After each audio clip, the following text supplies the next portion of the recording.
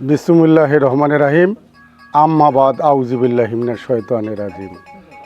সম্মানিত জামাতবাসী, সম্মানিত ইউনিয়নবাসী, সম্মানিত দেশবাসী, আসসালামু আলাইকুম ওয়া রাহমাতুল্লাহ। আমার নাম হচ্ছে মোহাম্মদ আব্দুর রাজ্জাক, পিতা মোহাম্মদ আব্দুল করিম, শান জোরাবাড়ি, থানা ডোমার, জেলা নীলফামারী।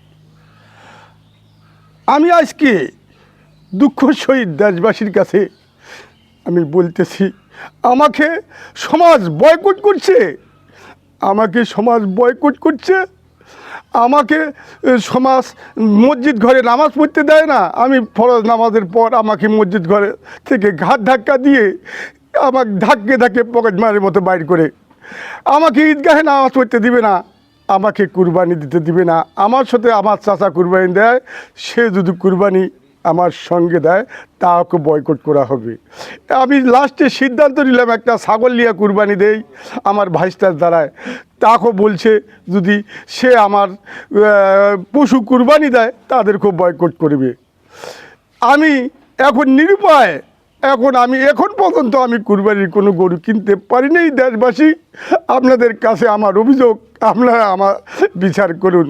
এই ঘটনার মূল সূত্রটা কি আপনাদেরকে জানাই দেশবাসী, আপনারা শুনেন। আমি 2001 সালে এই আব্দুল মালিককে আমি 65 শতক জমি 60,000 টাকা দাম হয়, 45,000 টাকা দেই। 3 মাস পর বাকি টাকা দিব, ওরা আমাকে জমি লিখে দিতে বাধ্য থাকবে। 3 মাস অবৈধ হওয়ার পর আমাকে জমি লিখে দেয় না। আমি কোর্ট থেকে ভদ্র সহিত একটা উকিল নোটিশ করি, তারা মামলা করছে একটা 107। আমি আমার বাবা তাকে কাটতে মারতে চাই, ওরা সিন মারের উপর দিয়ে যাইতে পারছে না, এরকম ধরনের একটা মামলা করছে। তারপর আমি সহকারী জজ আদালতে যখন 49/43/2001 মামলা করি, তখন ওদের মামলাটা খারিজ হয়। এই খারিজ হওয়ার পর থেকে একের পর এক ওরা একটা একটা ঘটনা ঘটেছে। আগে প্রথমে আমার ঘটনাগুলো শুনেন। তখন এই আমি 43 মামলার বিচার যাতে দিতে না পারি আমাকে আমার স্ত্রী মরহুম কোহিনুরা বেগমকে এই শারীরিক এবং মানসিক নির্যাতন, ধর্ষণ করার জন্য বিভিন্ন নির্যাতন করছে। এই নিয়ে আমরা কোর্টে মামলা করি, এফআইআর হিসেবে থানার গ্রহণ করে থানা কর্তৃপক্ষ এফআইআর হিসেবে করে নাই। পরে আমি সংক্ষেপে তাড়াতাড়ি এই কথাটা টানতে চাই। এখন ওই মামলাগুলো আমার হাইকোর্টে আপিল করা আছে এবং 43 আমি এই দলিল লেখক আবু নাসের ইনি স্বীকারোক্তি দিয়েছে, তার সামনে লেখা হয়েছে এবং তার সামনে টাকা নিছে। বাকি সিনাত্ম সাক্ষী না স্বীকার গিয়েছে। আমি ফিঙ্গারের ফটোর জন্য আমি আবেদন করি, এখানে জজ সাহেব আবেদন মঞ্জুর করে না। পরবর্তী আপিল করি, সেখানে করে না। আমি হাইকোর্টে 1964-2005 নং মোকদ্দমা করি। সেখানেও আসামিগঞ্জ যে আমি বিচার থেকে বঞ্চিত হই, কারণ আমি উকিলকে এই মামলা হায়ারিং শুনানি করার জন্য আমি টাকা পেড দেই, সেখানেও উকিল করে না। আমি বার কাউন্সিলে ঢাকা বিচার দেই, এখন ওই অবস্থায় আছে। সামনে উকিল বলছে যে আমার মামলা হায়ারিং করবে।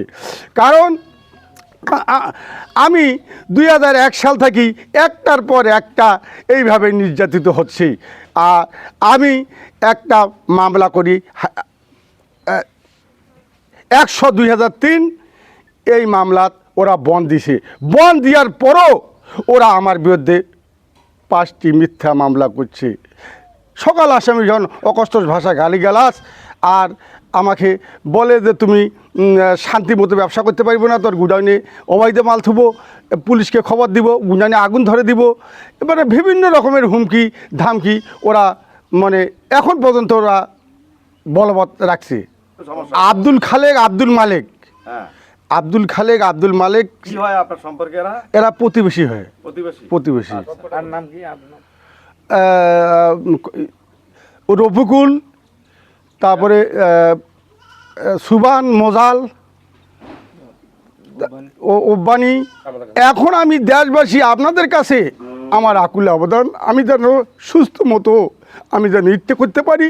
আমার এই যে মাসুম মেয়ে, আমার বয়স্ক মা বাবা নিয়ে যেন আমি ঈদ করতে পারি। আমি এখন পর্যন্ত কুরবানি গরু কিনতে পারি নাই, আমি যাতে ঈদ করতে পারি এবং আমি আস্থা দিয়ে আমার পরিবারের লোক স্বাধীনতাভাবে চলাফেরা করতে পারে।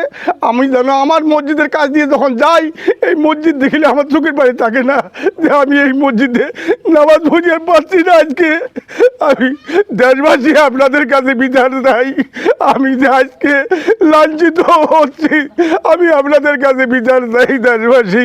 আমি আমার বিচার করেন।